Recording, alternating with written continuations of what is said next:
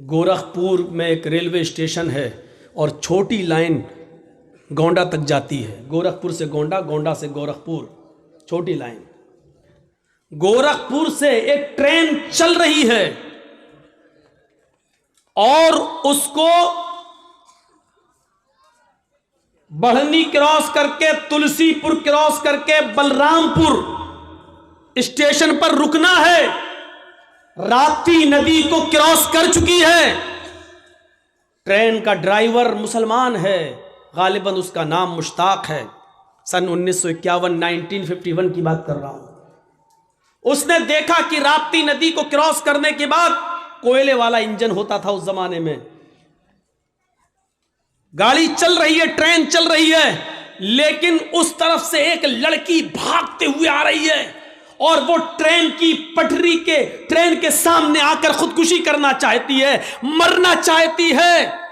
Train کے driver نے اپنی طاقت کے مطابق بریک لگانا شروع کیے اور اس نے بریک لگائے، ہیوی بریک لگائے، پھر بھی بریک لگاتے لگاتے اتنی ہیوی بریک نہیں لگا سکتا تھا کہ ٹرین پٹری کے نیچے سے اتر جائے۔ بریک لگایا، ہیوی بریک لگائے، لیکن ٹرین رکتی ہے جہاں رکتی ہے اس کے اور جو لڑکی لیٹی ہوئی تھی ٹرین کی پٹری کے نیچے، اس کے بیچ ایک بالشت کا فاصلہ رہ گیا۔ ایک بالشت اور اگر ٹرین آگے بڑھ جاتی تو لڑکی مر جاتی۔ ٹرین کا ڈرائیور جلدی سے انجن سے اترتا ہے، سواری بھی اترتی ہے، چلو لڑکی کو بچ گئی، اس کو نکالیں، لیکن ٹرین کا ڈرائیور جب نیچے اترتا ہے، پٹری کے قریب جاتا ہے، لڑکی کو جھنجھوڑتا ہے، اٹھاتا ہے تو کیا دیکھتا ہے کہ لڑکی مری ہوئی ہے۔ ٹرین چڑھی نہیں ہے اس کے اوپر، لیکن ٹرین کے چڑھ جانے کے خوف سے پہلے ہی، ٹرین کے چڑھنے کے سے پہلے ہی حرکت قلب اس کی بند ہو چکی ہے، اس کے دل کی دھڑکنیں بند ہو چکی ہیں۔ ٹرین کے ڈرائیور سے میڈیا والے انٹرویو لیتے، اس زمانے کی جو میڈیا تھی، پرنٹ میڈیا، اخبار والی، اس نے کہا کہ میری سروس اس ٹرین کی لائن میں 20 سال ہو چکی ہے، میں 20 سال سے سروس کر رہا ہوں اس ٹرین کے اندر، میں نے اپنی زندگی کے اندر سب سے ہیوی بریک لگائے ہیں، آج تک ایسا ہیوی بریک میں نے نہیں لگایا۔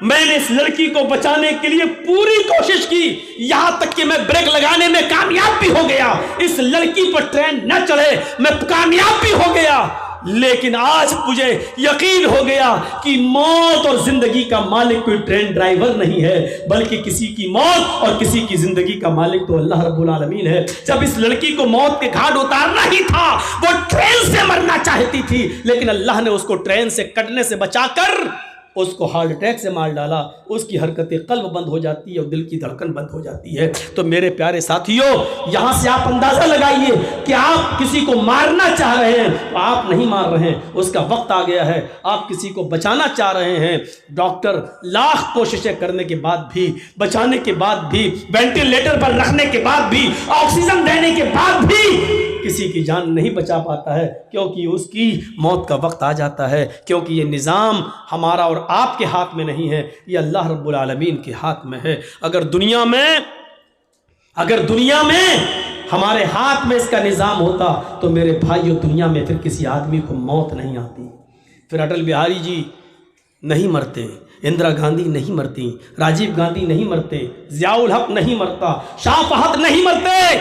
میرے بھائیو، موت و زندگی کا نظام یا پوری زندگی کا سسٹم ہمارے اور آپ کے ہاتھ میں نہیں ہے، ہمیں اور آپ کو یہ سوچنا پڑے گا، ایمان اپنا مضبوط کرنا پڑے گا۔ ایمان، ما تشاؤون الا ان یشاء اللہ، ضروری نہیں تم جو چاہو وہ پورا ہو، تمہارا کام صرف محنت کرنا ہے، تمہارا کام صرف آگے بڑھنا ہے، تمہارا کام صرف کوشش کرنا ہے، اس کو پورا کرنا نہ کرنا میرا کام ہے۔ ابراہیم علیہ السلام نے 90 سال تک تبلیغ کی، لوگوں کو ایک اللہ کی طرف بلایا، ایک اللہ کی طرف دعوت دی، لیکن پوری زندگی میں ان کی 90 سال کی پوری زندگی میں ان کی اوپر کوئی ایمان نہیں لایا، ایک شخص بھی ایمان نہیں لایا تو کیا 90 سال کی ان کی محنت بیکار کر دی جائے گی؟ آپ کہو گے نہیں ان کی بیوی، تو ان کی بیوی تھی وہ سارہ اور ہاجرہ، رشتہ دار کے علاوہ کوئی ایمان نہیں لایا۔ اسماعیل ان کا بیٹا تھا، اسحاق ان کا بیٹا تھا، لوط علیہ السلام ان کے بھتیجے تھے، لیکن باہر کا کوئی آدمی ان کے اوپر ایمان نہیں لایا۔ تو کیا 90 سال کی محنت بیکار ہو گئی؟ نہیں، ان کو ان کا ثواب ملے گا۔ محنت کرنا آپ کا کام ہے، اس محنت کو پورا کرنا، عملی جامہ پہنانا، اور اس کا رزلٹ اور اس کا نتیجہ وہ ملے جو ہم چاہیں، ایسا نہیں ہو سکتا۔ اللہ کے نبی نے اپنے چچا ابو طالب کے لیے بڑی محنت کی کہ یہ کسی طریقے سے کلمہ پڑھ لیں، یہاں تک کہ آخری وقت میں ان کے پاس پہنچ گئے۔ ابو طالب سے کہنے لگے چچا میرے کان ہی میں کہہ دو لا الہ الا اللہ، صرف میرے کان میں کہہ دو لا الہ الا اللہ، اللہ تعالیٰ سے میں سفارش کروا لوں گا، اللہ رب العالمین سے میں آپ کی نجات کروا دوں گا، میں آپ کو انشاءاللہ جنت میں لے جاؤں گا۔ ابو طالب تیار بھی ہو گئے، لیکن وہیں ابو جہل بیٹھا ہوا تھا، کہنے لگا کہ آخری وقت میں اپنے باپ دادا کے دین کو چھوڑ دیں گے؟ کیا آخری وقت میں اپنے باپ دادا کے دھرم کو آپ چھوڑ دیں گے؟ ابو طالب نے کہا بھتیجے آئے محمد، مجھے اچھا نہیں لگتا ہے کہ میں آخری وقت میں اپنے باپ دادا کا دین چھوڑ دوں۔ آخری وقت میں چاہتا ہوں کہ میری روح میری جان اسی دھرم پر اسی مذہب پر نکلے جس پر میرے باپ عبد المطلب کا انتقال ہوا۔ لہذا ابو طالب اسی پر ان کا انتقال ہوتا ہے کہ وہ حالت کفر میں مرتے ہیں۔ پھر اللہ کے نبی نے ایک بار ان کے لیے دعا بھی کی کہ اے چچا میں جب تک زندہ ہوں آپ کے لیے دعائیں مغفرت کرتا رہوں گا، کیونکہ میرے دین کے کام میں آپ نے بہت زیادہ مدد کی ہے، مجھے سہارا دیا ہے۔ لیکن اللہ تعالیٰ نے منع کر دیا، اے محمد صلی اللہ علیہ وسلم اگر 70 مرتبہ بھی 70 بار بھی اگر تم اپنے چچا ابو طالب کے لیے دعائیں مغفرت کرو گے تو میں تمہاری دعا کو قبول نہیں کروں گا۔ ان کا انتقال کفر پر ہوا ہے، لہٰذا وہ جہنم میں جائیں گے۔ تو میرے بھائیوں، نبی نے محنت کی لیکن نہیں ایمان لائے تو یہ ضروری نہیں ہے کہ ہم جو چاہیں وہ پورا ہو۔ ایمان اپنے اندر تازہ کیجئے۔ اللہ تعالیٰ امتحان بھی لیتا ہے، اللہ تعالیٰ آزمائش بھی لیتا ہے۔ کوشش کریے کہ ہم اللہ کی ہر آزمائش میں پورا اتریں، کوشش کیجئے کہ ہم اللہ رب العالمین کی ہر آزمائش کی گھڑی میں ہم پورا اتریں اور موقع نہ دیں۔ اللہ رب العالمین مختلف قسم سے ہمارا امتحان لے سکتا ہے۔ ایمان تازہ کریے۔ ایمان کیا ہے؟ ایمان ایک معاہدہ ہے۔ پڑھیے قرآن نے کتنی بار کہا الا الذین آمنوا وعملوا الصالحات، الا الذین آمنوا وعملوا الصالحات، ایمان لاؤ اور عمل صالح، ایمان لاؤ اور عمل صالح، ایمان لاؤ اور عمل صالح کرو۔ کتنی جگہ اللہ رب العالمین نے فرمایا۔ ہر مسلمان غور کرے کیا اس کے پاس ایمان ہے؟ ایمان تو ہے، اب غور کرے کیا وہ عمل صالح بھی کرتا ہے؟ عمل صالح کیا ہوا؟ بولیے مت۔ ایمان اور عمل صالح یہ دونوں لازم اور ملزوم۔ اب آپ کو ایک مثال دوں گا میں، ایمان کیا ہے اور عمل صالح کیا ہے۔ ایمان ایک اقرار کا نام ہے۔ تھوڑی سی اسپیڈ میں سلو کروں گا تاکہ آپ کو سمجھا سکوں۔ سنیے، ایمان نام ہے اقرار کا۔ ایمان ایک معاہدہ ہے۔ معاہدہ کیسے سمجھاؤں آپ کو؟ مان لیجئے میں ایک مزدور ہوں، سمجھیے سمجھا رہا ہوں۔ مان لو میں لیبر ہوں، ایک مزدور ہوں، اور آپ مالک ہیں۔ مولانا سلیم الدین صاحب بیٹھے ہیں، یہ مالک ہیں۔ سلیم الدین صاحب نے ہم سے کہا کہ جرجیت صاحب یہ میرا مکان بنانا ہے، دیوار کھڑی کرنا ہے، یہ کرنا ہے وہ کرنا ہے، آپ لیبر ہیں، آپ مزدور ہیں، مستری ہیں، بتائیے آپ کیا پیسہ لیں گے؟ میں نے کہا 1000 روپے پر ڈے، صبح 9 بجے آؤں گا، شام کو 5 بجے تک آپ کا کام کروں گا، دیوار کھڑی کروں گا، اور 10 دن میں ہم آپ کا یہ کام پورا کر دیں گے۔ مولانا سلیم الدین صاحب نے کہا ٹھیک ہے ڈن، 1000 روپے ہم پر ڈے کے حساب سے 10 دن میں 10,000 روپے ہم آپ کو دیں گے، آپ کل سے آ جائیے۔ ہمارا معاہدہ ہو گیا، ہمارا معاہدہ ہو گیا، اقرار ہو گیا، ہم نے بھی اقرار کر لیا، یہ ہے معاہدہ، عہد و پیمان۔ تم 10 دن کام کرو، ہم تمہیں 10 دن کے بعد 10 دن کی مزدوری دے دیں گے۔ میں نے اقرار کر لیا، انہوں نے طے کر لیا۔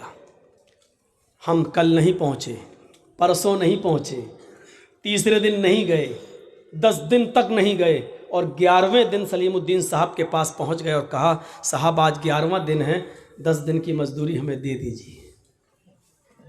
ہنس رہے نا؟ سمجھ میں آ گیا نا کہ مزدوری مانگنے والا مولوی جرجیس پاگل ہے؟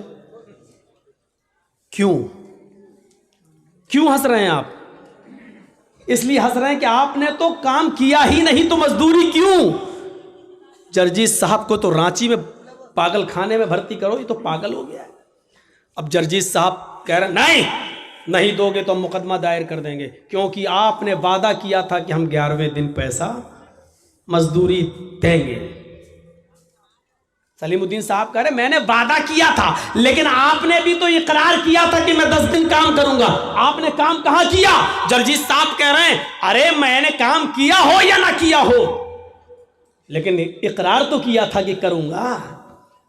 نہیں کیا تو کیا ہوا؟ میں منع کہاں کر رہا ہوں؟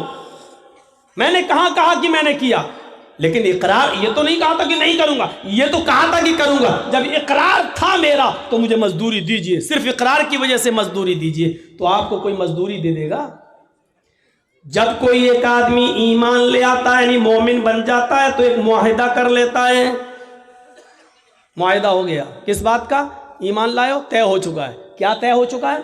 تم نماز پڑھو گے 5 وقت کی، تم رمضان کے پورے مہینے کے روزے رکھو گے، تم زکوٰۃ دو گے اپنے مال کی پوری، اگر استطاعت ہوگی تو تم حج کرو گے، غریبوں کی مدد کرو گے، پڑوسیوں کا خیال رکھو گے، یتیموں پر ظلم و زیادتی نہیں کرو گے، کسی کے اوپر ظلم نہیں کرو گے۔ ایمان لانے کے بعد ایک معاہدہ ہو گیا، تم نے کلمہ پڑھا لا الہ الا اللہ محمد رسول اللہ، اللہ نے گویا کہ ایک معاہدہ دے دیا ہے تمہیں، عہد کر لیا ہے میرے بندو جب تک تم اس لا الہ الا اللہ اور محمد رسول اللہ پر چلو گے، لا الہ الا اللہ کا معنی اللہ کے علاوہ کسی اور کی عبادت نہیں کرو گے، اور محمد رسول اللہ کا مطلب ہر کام محمد رسول اللہ کی طریقے پر کرو گے، تو ہم اس کے بدلے میں تمہیں جنت دیں گے۔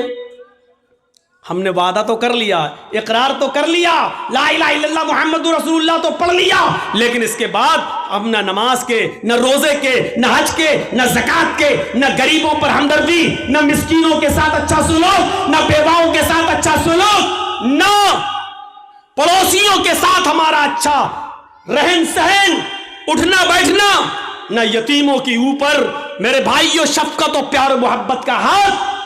ہم ان تمام چیزوں سے دور ہیں، اور قیامت کے دن اللہ کے سامنے کھڑے ہو کر کہیں گے اللہ ہم نے کلمہ تو پڑھا تھا۔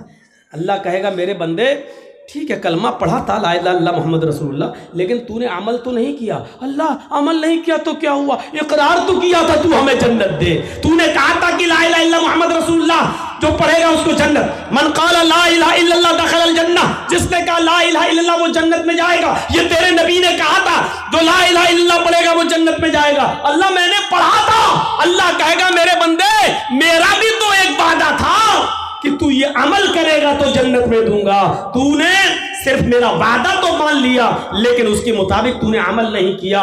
میرے بھائیوں جب تم اپنے محلے میں، اپنے سماج میں، اپنی سوسائٹی میں بغیر کام کیے ہوئے کسی کو محنت اس کی مزدوری نہیں دے سکتے ہو، تو اللہ رب العالمین بغیر عمل کیے ہوئے ہمیں جنت کیسے دے دے گا؟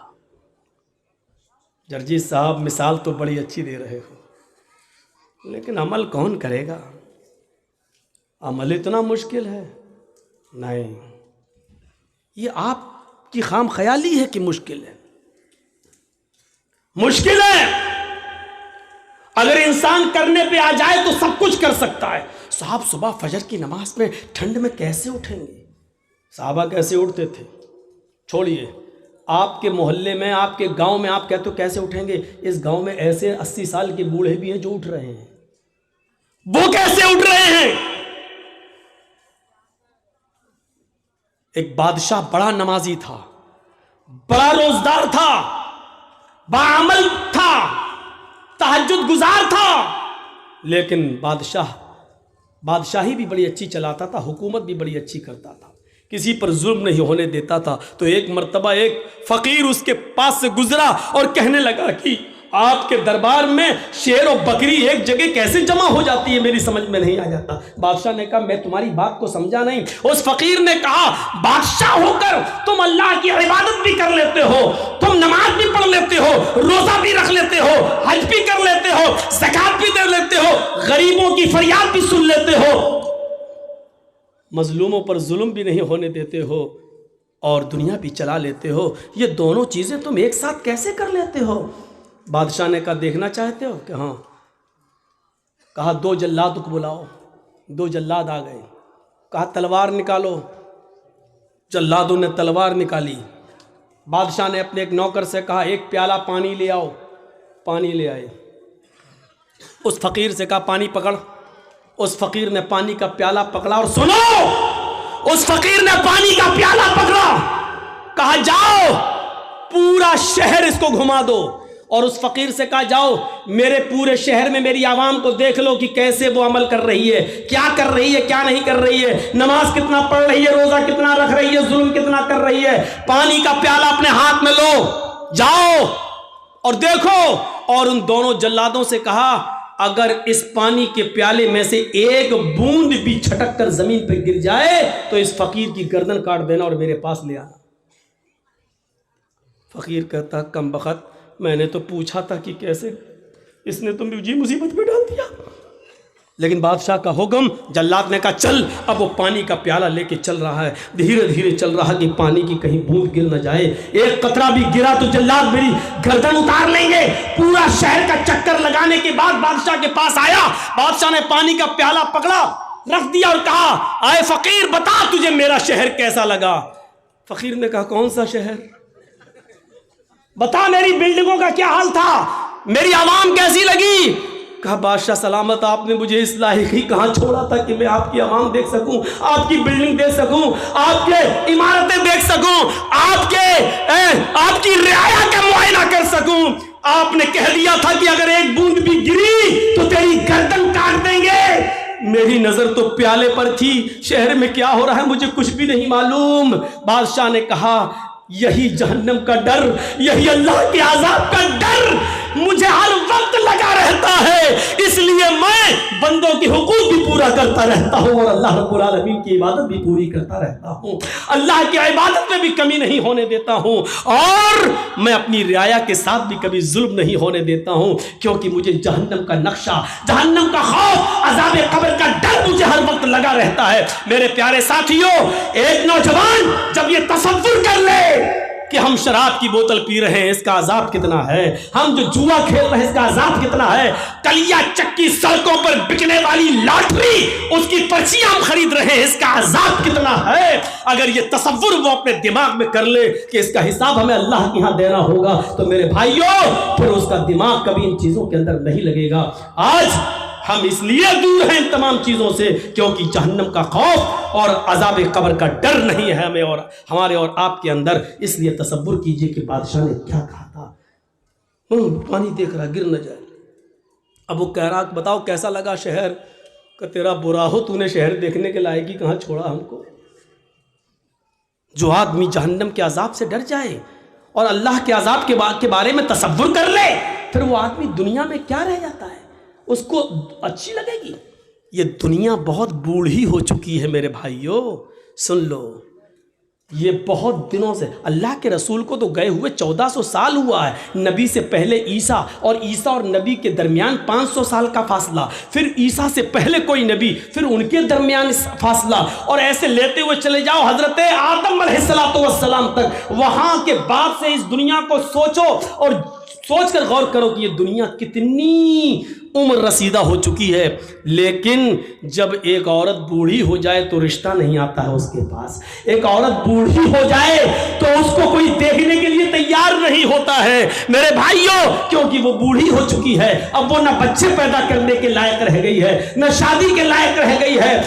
یہ دنیا جو اتنی بوڑھی ہو چکی ہے، اے نوجوانوں، یہ دنیا پھر ہمیں اچھی کیسے لگتی ہے، یہ دنیا پھر ہمیں گوارا کیسے ہو جاتی ہے؟ اس دنیا کو بوڑھا سمجھ کر ہم اس کو ریجیکٹ کیوں نہیں کر رہے ہیں؟ یہ دنیا پرانی ہو کے پیچھے کیوں پڑے ہوئے ہیں؟ اللہ کے نبی نے فرمایا ارتحلت الدنیا مدبرتن وارتحلت الآخرۃ مقبلتن، لوگوں یہ دنیا پیٹھ دکھاتی جا رہی ہے، یہ تم سے منہ پھیرتی جا رہی ہے، والآخرۃ مقبلتن، اور آخرت تمہارے پاس آتی جا رہی ہے، آخرت تمہارے پاس آتی جا رہی ہے۔ یعنی آپ 40 سال کے تھے، آج 45 سال کے ہو گئے، دنیا نے تمہیں اتنی سال کے لیے پیٹ دکھا دی ہے، یعنی دنیا نے تمہیں چھوڑ دیا ہے، 45 سال تم دنیا سے دور ہو گئے ہو، والآخرۃ مقبلتن، اور آخرت قریب آ رہی ہے، یعنی تم آخرت کے اتنے قریب ہو گئے ہو، 5 سال کے بعد تم 50 سال کے ہو جاؤ گے، دنیا 50 سال تم سے دور ہو جائے گی اور آخرت تم سے اور قریب ہو جائے گی 5 سال۔ تو کیا کہا؟ ارتحلت الدنیا مدبرتن، دنیا پیٹ دکھا رہی ہے، دنیا تمہیں پیٹ دکھا کر پیچھے کی طرف بھاگ رہی ہے، تمہیں اکیلا چھوڑتی ہوئی جا رہی ہے، والآخرۃ مقبلتن، اور آخرت تمہارے قریب آتی جا رہی ہے، اور ان دونوں میں سے ہر ایک کی اولاد ہے، اور ان دونوں میں سے ہر ایک کی اولاد ہے، یعنی دنیا کے بھی بیٹے ہیں اور آخرت کے بھی بیٹے ہیں، دنیا کے بھی بیٹے ہیں اور آخرت کے بھی بیٹے ہیں۔ کونوا ابناء الآخرہ ولا تکونوا ابناء الدنیا، وہ لوگوں آخرت کی اولاد بنو، دنیا کی اولاد نہیں، لوگوں آخرت کے بیٹے بنو، دنیا کے بیٹے نہیں، لوگوں آخرت کی اولاد بنو، دنیا کی نہیں۔ یہ وہ دنیایں، وہ دنیا جس کا تم بیٹا بننا چاہے تو یہ باپ تمہیں چھوڑ دے گا، لیکن آخرت ایسا باپ ہے تمہارا جو تمہیں ہر حال میں لے کر رہے گا، لیکن وہاں اعمال چلیں گے، وہاں یہ نہیں دیکھا جائے گا کہ تم اوریجنل میں کس کے بیٹے تھے۔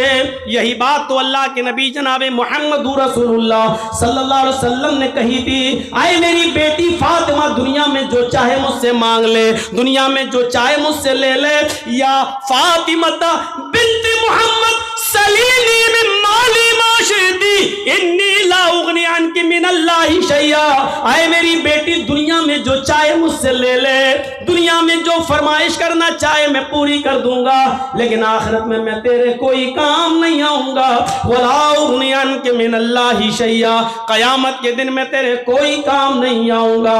یہی تو ہے اللہ تبارک و تعالیٰ نے فرمایا اپنے اعمال کا ذخیرہ لے کر میرے پاس آنا، ورنہ قیامت کا دن ہوگا یوم یفر المرء من اخیہ وامہ وابیہ وصاحبتہ وبنیہ، قیامت کا دن ہوگا یوم یفر المرء من اخیہ، انسان اپنے بھائی کو دیکھ کر بھاگے گا، وامہ وابیہ، اپنی ماں کو دیکھ کر بھاگے گا، وابیہ، اور اپنے باپ کو دیکھ کر بھاگے گا، وصاحبتہ وبنیہ، اپنی بیوی کو دیکھ کر بھاگے گا، اپنی اولاد کو دیکھ کر بھاگے گا۔ ایک ایک نقشہ دیکھو، دنیا میں اگر آپ کے بھائی کو کوئی بھائی مار دے تو آپ اپنے بھائی کی موت کا بدلہ لینے کے لیے اپنی جان کو داؤں پہ لگا دیتے ہو کہ کمینے تو نے میرے بھائی کا مرڈر کیسے کیا۔ قیامت کا دن ہوگا، وہاں بھائی بھائی کے لیے کچھ نہیں سوچے گا، سوچے گا یہ میرا بھائی کہیں میرے سامنے نہ آ جائے اور کہیں مجھ سے ایک دو نیکی نہ مانگ بیٹھے۔ یوم یفر المرء من اخیہ، کہیں مجھ سے میرا یہ بھائی ایک نیکی کا سوال نہ کر بیٹھے، اس لیے بھائی سے بھائی بھاگے گا۔ یوم یفر المرء من اخیہ وامہ، وہ ماں جس کی تکلیف آپ برداشت نہیں کرتے ہو، تھوڑی سی کھانستی ہے تو آپ کو نیند نہیں آتی ہے اور آپ سرکاری ہاسپٹل میں یا پرائیویٹ ہاسپٹل میں اپنی ماں کا علاج کرانے کے لیے فوراً توڑ پڑتے ہو۔ میرے بھائیو، قیامت کے دن آپ اپنی ماں کو دیکھ کر بھاگیں گے کہ مجھ سے میری ماں ایک نیکی نہ مانگ بیٹھے، وہ ابھی، اور اپنے باپ کو دیکھ کر بھاگو گے کہ مجھ سے یہ میرا باپ کہیں ایک نیکی نہ مانگ بیٹھے، ایک نیکی کہیں مجھ سے نہ مانگ بیٹھے۔ وصاحبتی وہ بنی، اور آپ کی وہ بیوی کہ ایک رات بھی جس کو آپ اپنے سے جدا کرنا گوارا نہیں سمجھتے، اور وہ بیوی جس کی طرف آپ اتنے انہماک اور اتنے مشغول رہتے ہیں کہ آپ کی بیوی کو کوئی دوسرا دیکھے تو آپ برداشت نہیں کرتے ہیں۔ میرے بھائیوں، تصور کرو کہ یہ بیوی ہمارے سامنے ہوگی قیامت کے دن، لیکن دیکھنے کی جرات نہ ہوگی، بلکہ آدمی اپنی بیوی کو دیکھ کر بھاگے گا کہیں مجھ سے میری بیوی ایک نیکی نہ مانگ بیٹھے۔ وہ بنی، وہ اولاد، کہ رات میں ہلکا سا بخار آ جائے، آپ کی نیند اڑ جاتی ہے، رات میں ڈاکٹروں کے گھروں کے دروازوں کو نوک کرتے ہو، دستک دیتے ہو۔ میرے بھائیوں، آپ بچے کی ہلکا سا فیور، اس کا ہلکا سا بخار، ہلکا سا ٹیمپریچر آپ کی راتوں کی نیند اڑا دیتا ہے، قیامت کے دن اپنی اولاد کو دیکھ کر بھاگو گے۔ یہ منظر کو آپ اپنے سامنے رکھیے۔ اس بادشاہ نے فقیر سے یہی تو کہا تھا کہ جب تم ہمارے 2 جلادوں کی تلوار کی وجہ سے جب تم ہمارے شہر کا معائنہ نہیں کر سکے کہ کیا ہے، اسی طرح مجھے معلوم ہی نہیں کہ دنیا میں کیا ہے۔ اللہ کے عذاب کا تصور ہمارے دماغ میں ہر وقت رہتا ہے۔ اللہ کے عذاب کا تصور رہنا چاہیے ہر وقت۔ آج مولوی جرجیز کو بھیگی ہوئی کرسی پر بیٹھنا گوارا نہیں رہا، اپنے ہاتھ سے آج کرسی صاف کرنا پڑ رہی ہے۔ یہ چیز ہمیں کیا بتا رہی ہے کہ انسان کو ہر چیز کے ساتھ سمجھوتا کرنا چاہیے، ہر چیز کو اپنے اندر ایڈجسٹ کرنا چاہیے۔ میں نے اپنے سبھاپتی صاحب جو ہیں مولانا مظاہر صاحب، ان کے کان میں ہی کہہ دیا تھا کہ آج میں کھڑے ہی ہو کے بولوں گا۔ میرے بھائیوں، ہمیں اور آپ کو تصور کرنا چاہیے کہ ایک چھوٹی سی تھوڑی سی کرسی کا بھیگا پنجر جیس صاحب کو گوارا نہیں ہے۔ اندازہ لگائیے کہ پھر جہنم کی جاسوس تپش کیسی ہوگی، اللہ کا عذاب کیسا ہوگا، یہ کون سوچے گا؟ یحشر الناس یوم القیامت حفاتا عراتا غرلا۔ حضرت عائشہ فرماتی ہیں قیامت کا دن ہوگا کہ لوگ حفاتن ننگے پیر ہوں گے، عراتن بالکل ننگے جسم ہوں گے، ان کے جسم پر کوئی کپڑا نہیں ہوگا۔ غرلا، جیسے ماں کے پیٹ سے بچہ پیدا ہوتا ہے اس کا ختنہ نہیں ہوتا ہے، سب کی سب قبر سے جب اٹھیں گے تو بغیر ختنے کے اٹھیں گے۔ میدان محشر میں جب سب جمع ہوں گے تو کسی کا ختنہ نہیں ہوا ہوگا، سب غیر مختون ہوں گے، بغیر ختنے کے ہوں گے، اور سب کو اپنے اپنے کیے کرے کا حساب کتاب دینا ہوگا۔ حضرت عائشہ کہتی ہیں الرجال والنساء جميعا، اے اللہ کے نبی کیا مرد بھی ہوں گے اور عورتیں بھی ہوں گی؟ یہاں تو جلسے میں بھی لڑکے نکل جاتے ہیں دیکھنے کے لیے، دیکھیں کون کتنی لپسٹک لگائے ہے، کون کتنی کریم اور پاؤڈر لگائے ہے۔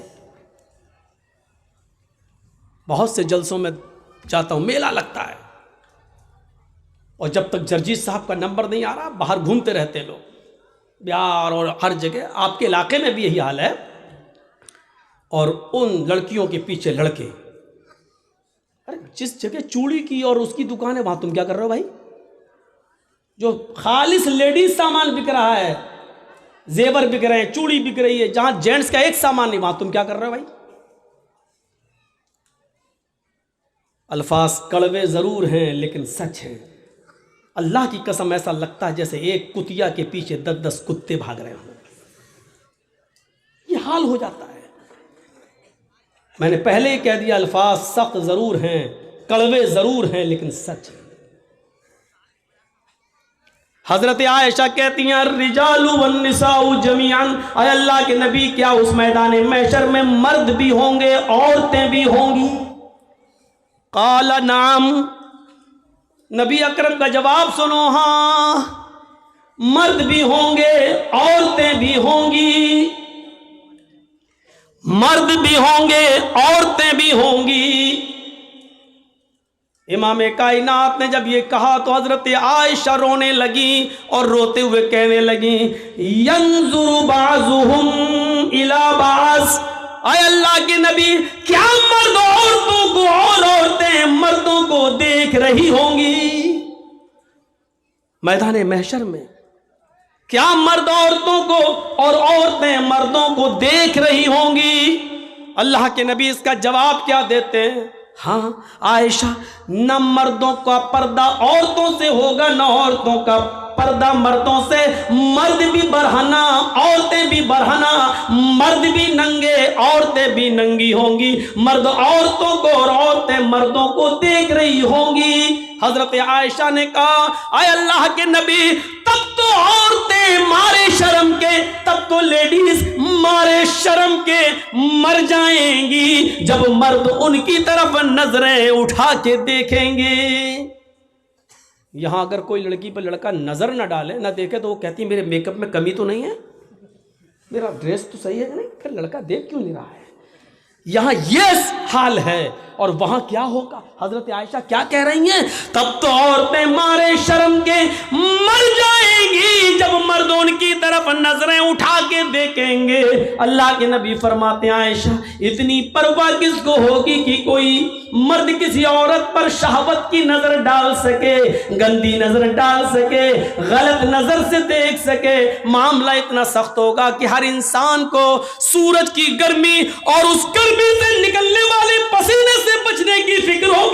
میدان محشر میں وہ سورج جو 7 نیزے کے فاصلے پر 1 میل کے فاصلے پر ہوگا اور اس کی گرمی سے جسموں سے پسینہ ٹپک رہا ہوگا، اور لوگ اپنے پسینوں میں ٹخنوں کے برابر، پنڈلی کے برابر، گھٹنے کے برابر، ران کے برابر، کمر کے برابر اور گلے تک ڈوب رہے ہوں گے۔ ہر انسان کو یہ فکر ہوگی کہ ہم اپنے آپ کو بچائیں، کوئی کسی کے اوپر گندی نظر ڈالنے کی جرات نہیں کرے گا۔ یہ چیز ہمیں کیا بتلا رہی ہے؟ وہ بادشاہ نے جو کہا تھا وہ اس کے سامنے یہی سب تو ہے، یہی سب تو تھا۔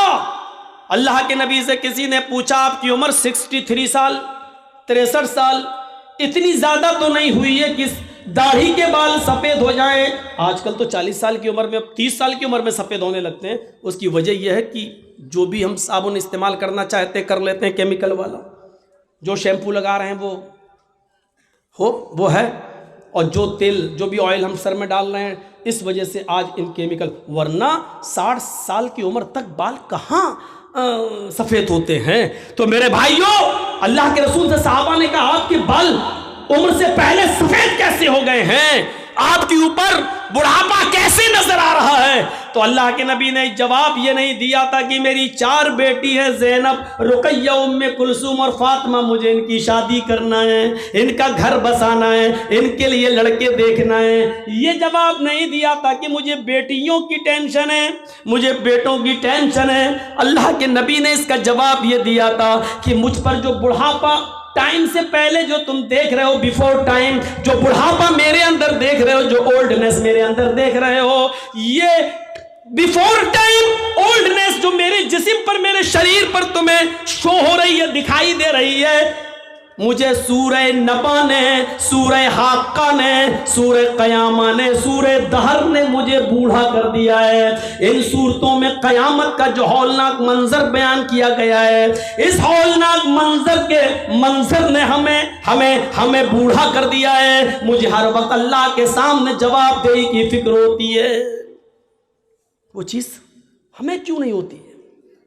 کیسے ایک آدمی سگریٹ کو اپنے منہ پہ رکھ لیتا ہے، کیسے ایک آدمی شراب کی بوتل اٹھا کر پی لیتا ہے، کیسے ایک آدمی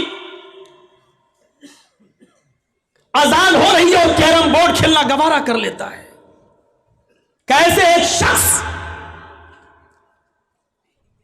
میرے بھائیوں، انڈیا پاکستان کا میچ آ رہا اور یہاں اذان ہو رہی ہے اور وہ دیکھ رہا ہے، سوچ رہا کہ نماز بھی ضروری ہے اور یہ بھی ضروری ہے۔ اگر یہ میچ 5 اوور ختم ہو گئے تب تک تو، اور ہمیں نماز پڑھنے چلا گیا تو میچ کا مزہ نہیں لے پاؤں گا، جبکہ جماعت پڑھ کے بھی آ سکتا ہے، نہیں صاحب میچ ختم ہو جائے گا، ارے لوگ بتا دیں گے کون جیتا، ارے لوگ بتا تو دیں گے، لیکن ایک ایک بال کا جو ٹیسٹ، جو مزہ آ رہا ہے وہ ہم پھر نہیں لے پائیں گے۔ اس چکر میں وہ نماز نہیں پڑھتا ہے اور میچ دیکھ لیتا ہے، یہ کیسے گوارا کر لیتا ہے؟ میں نے کل اورنگ آباد کے اندر ایک واقعہ بیان کیا تھا، میں چاہتا ہوں کہ چونکہ آپ کی تعداد اتنی زیادہ نہیں ہے اس لیے اس واقعے کو یہاں بیان کر دیتا ہوں، کل انشاءاللہ کچھ نئی چیزیں ہمارے آپ کے سامنے رہیں۔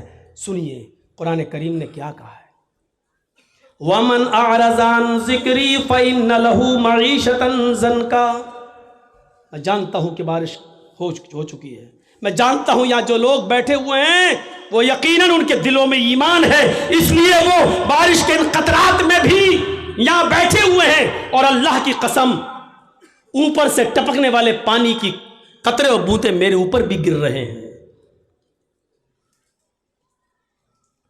جب آپ بیٹھے ہیں تو مجھے سنانے میں کوئی حرج نہیں ہے، سنیے۔